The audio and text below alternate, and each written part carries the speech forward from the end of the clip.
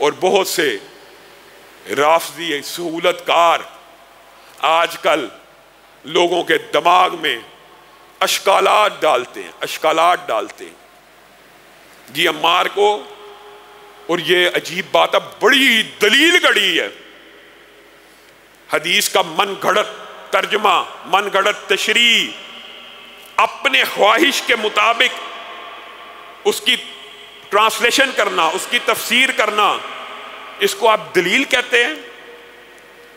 وہ مرزا جہلمی کے چیلے ایک حدیث لے کے پھرتے رہتے ہیں، وہ بھی وہ کہ جو من گھڑت طویل مرزا نے کی ہے اسی کو بیان کرتے جا رہے ہیں۔ بات آئی ہے ضمنی طور پہ، تو یہ بات بھی آج کلیئر کر لیجئے، عمار کو فی باغیہ شہید کرے گا، یہ دلائل پیش کرتے ہیں جی فی باغیہ شہید کرے گا، اور وہ فی باغیہ وہ گروہ معاذ اللہ اطلاق کس کے اوپر کرتے ہیں؟ حدیث کیا پیش کر رہے ہیں اور اطلاق کیسے کر رہے ہیں؟ سننا، وہ گروہ جہنم کی طرف بلانے کی دعوت دیتا ہوگا، اور عمار جس گروہ میں ہوں گے وہ جنت کی طرف بلانے کی دعوت دیتا ہوگا۔ جہنم کی طرف بلانے کی دعوت دینے والا گروہ جی سیدنا معاویہ کا، معاذ اللہ۔ افتؤمنون ببعض الکتاب وتکفرون ببعض، ایک حدیث کو اس طرح من گھڑت طویلات اور تشریحات سے پکڑ لینا، دوسری کو چھوڑ دینا۔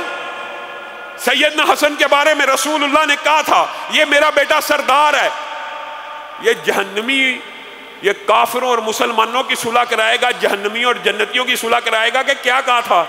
مسلمانوں کے دو عظیم گروہوں کے مابین صلح کروائے گا، مسلمانوں کے دو عظیم گروہوں کے مابین صلح کروائے گا۔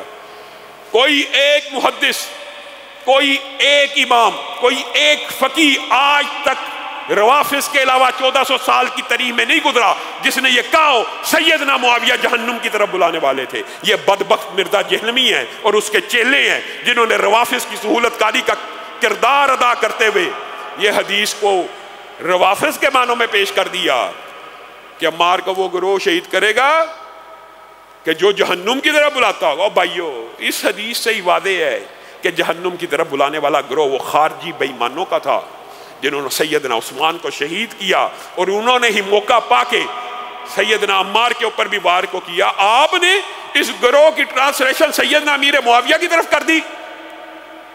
سیدنا امیر معاویہ اور سیدنا علی کا آپس میں عقیدے کا کوئی اختلاف نہیں تھا، شیعوں کی کتابوں میں بھی اس سچ کو مان لیا گیا۔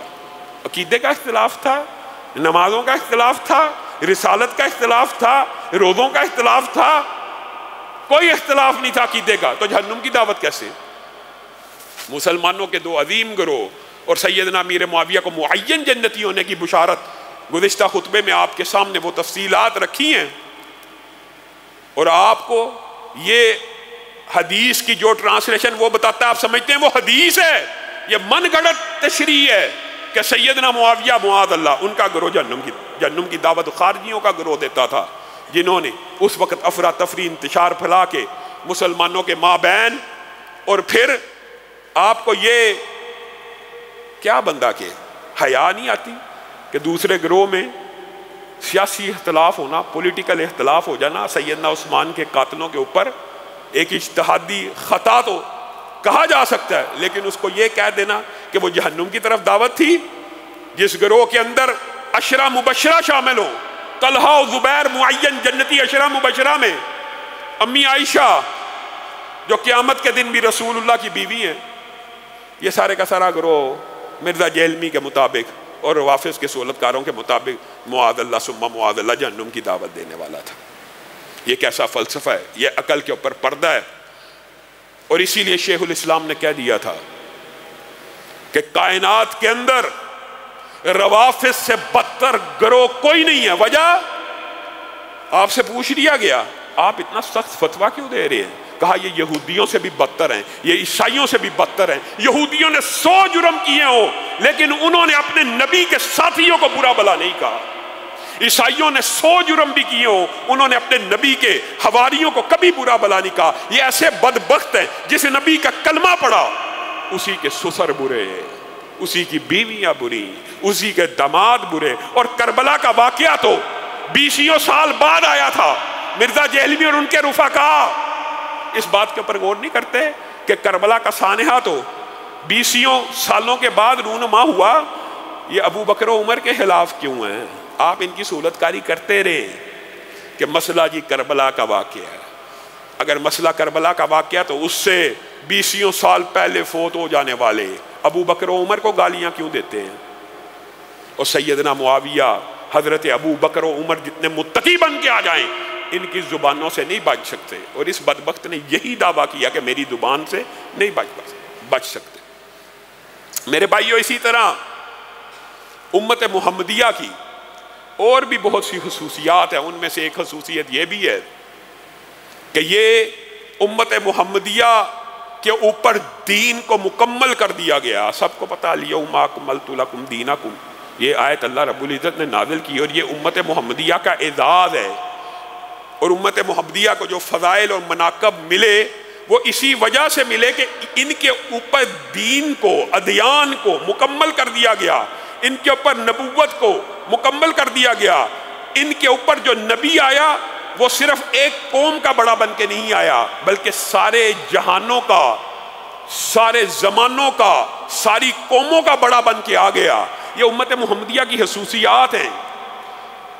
اور ایک مرتبہ ایک یہودی نے حضرت عمر سے پوچھ بھی لیا تھا، یہ قرآن پاک کی اتنی عظیم آیت اگر ہماری کتاب میں نازل ہوئی ہوتی تو ہم یہ دن عید کا دن منا لیتے. تو حضرت عمر نے کہا تھا تجھے کیا خبر، مجھے تو پتہ یہ آیت عید ہی کے دن نازل ہوئی تھی. یوم عرفہ کے بعد رسول اللہ صلی اللہ علیہ یعنی ایام عید ہی تھے. یہ دین کامل ہے، مکمل ہے. یہ امت محمدیہ کی خصوصیت ہے. یہ بات زبان سے کہہ دی، شاید کچھ لوگوں کے لیے بس سرسری سی بات ہو. یہ بات سرسری نہیں ہے. یہ امت محمدیہ کا بہت بڑا اعزاز ہے جس اعزاز کی ہم حفاظت نہیں کرتے. دین مکمل ہو، دین کامل ہو، دین اکمل ہو، دین میں کسی بھی قسم کی کوئی کمی واقع نہ ہو، پھر اس دین میں کوئی اضافہ ہو سکتا ہے؟ پھر اضافہ کرنا معاذ اللہ رسول اللہ کی رسالت کے اوپر اعتراض ہے کہ رسول اللہ نے کہہ دیا تھا میں نے دین پورا پہنچایا، صحابہ نے کہا پہنچا دیا، اور ساتھ میں یہ بھی کہہ دیا کہ پھر ہم نے جو دین آپ نے پہنچایا اس کے اوپر عمل کر کے بھی آپ کو دکھا دیا، آپ بھی گواہ رہے. ہم آپ کے گواہ ہیں، آپ ہمارے گواہ بن جائیے. دین مکمل ہے. دودھ کا پیالہ بھرا ہوا ہے، پانی کا گلاس بھرا ہوا ہے، مکمل ہے. ایک قطرہ بھی آئے گا تو چھلک جائے گا. دین کو اس طرح مکمل مانا جائے تو انسان بدعات سے بچ جائے گا. ورنہ جس کا جو جی چاہے دین میں اضافہ کرتا چلا جائے.